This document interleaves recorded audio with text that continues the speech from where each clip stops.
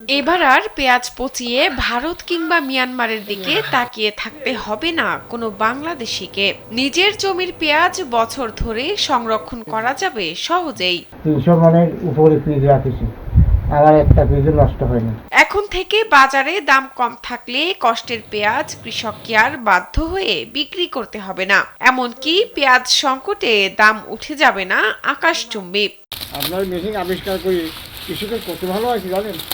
মাসের পর মাস পেঁয়াজ ভালো রাখার যন্ত্র আবিষ্কার করেছেন কৃষক বন্ধু মোহাম্মদ হোসেন আলী বিশ্বাস। আমি প্রথম পর্যায়ে কিছু মেশিন কৃষকের বাড়িতে বলা চলে ফ্রি দিছি, যে এই মেশিনটা চলে ভালো। এরপর থেকেই একের পর এক শুরু হয়ে গেল আমার এই মেশিনের জনপ্রিয়তা। হোসেন আলীর পেঁয়াজ সংরক্ষণের এয়ারফ্লো মেশিন ব্যবহার করে লাভবান হচ্ছেন বলে জানান কৃষকেরা। এখানে আমি মনে 3 থেকে 4 কেজি আমার ঘাটতি গেছে এবং পচার কোনোই নাই।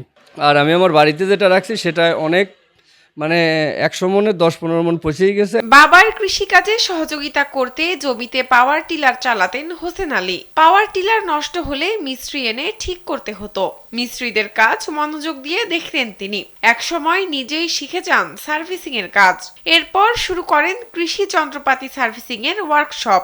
এই পাওয়ার টিলার খোলা দেখতে দেখতে এক পর্যায়ে নিজেই আমি পাওয়ার টিলার মাঠে সার্ভিসিংটা নিজেই করতাম। করতে করতে এক পর্যায়ে আমি চিন্তা করলাম যে আমি একটা ওয়ার্কশপ দেই। পরে আমি পাংশাতে এসে একটা ওয়ার্কশপ দেই। ওয়ার্কশপে নানা ধরনের কৃষি যন্ত্র ঠিক করতেন তিনি। এক সময় কাজের সুযোগ হয় কৃষি গবেষণা ইনস্টিটিউটে। সেখানেই পরিচয় এই মেশিনের সাথে। এরপর নিজেই শুরু করেন মেশিন তৈরির কাজ। এক সময় সফল হন তিনি। দিন দিন বাড়ছে তার এই এয়ারফ্লো মেশিনের জনপ্রিয়তা। প্রথম দিকে কৃষক এই মেশিনকে বিশ্বাসই পাইতো না, যে চলবে কি না চলবে। আমি 1 বছর আগে 100টা মেশিন বিক্রি করছি। আর এই সিজনে এসে আমার এই যে রানিং যে সিজনটা চলে গেল, এই সিজনে 182 পিস। মেশিনটি কন্ট্রোল বক্সের মাধ্যমে স্বয়ংক্রিয়ভাবে চলে বলে জানান হোসেন ইঞ্জিনিয়ারিং ওয়ার্কশপের এক কর্মচারী। চালু করা বা বন্ধ করার ক্ষেত্রে ঝামেলা এড়াতে আমরা টাইম সেট করে দিছি। এখানে ইচ্ছা করলেই কৃষক তার মতো নিজের মতো করে টাইম সেট করে নিতে পারবে।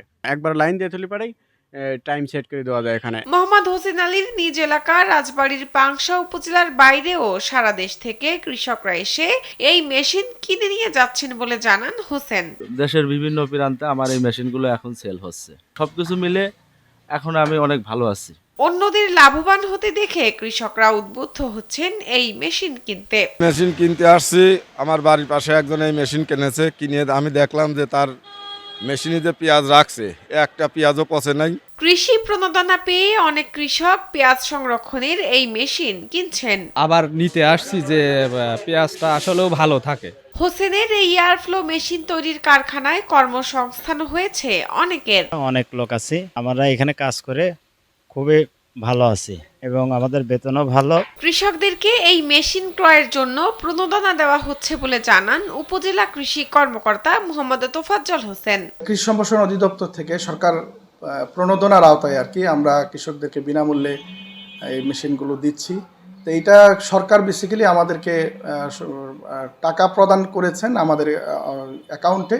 আমরা কৃষকদেরকে অ্যাকাউন্ট পে চেক দিয়ে দিচ্ছি। কৃষকটা তার পছন্দ মতো স্পেসিফিকেশন মেনটেন করে সে তার পছন্দ মতো জায়গা থেকে সে যন্ত্রটা কিনছে। শাহনাজ পারভিন, কালবেলা।